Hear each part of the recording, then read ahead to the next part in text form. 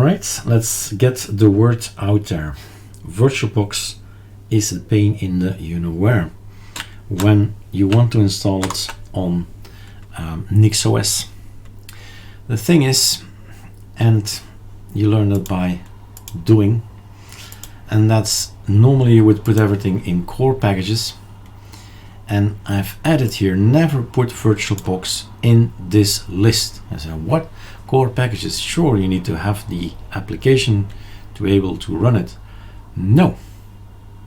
One of the ISO, the issues that was posted on their GitHub is the fact that you don't tell it to install the application.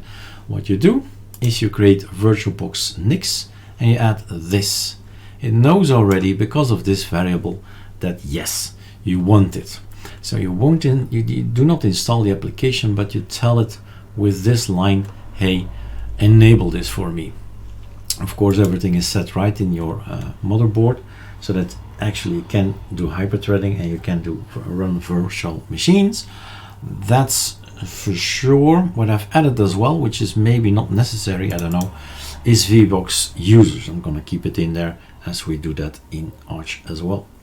So there you are, that's the tip, and then we'll test it out.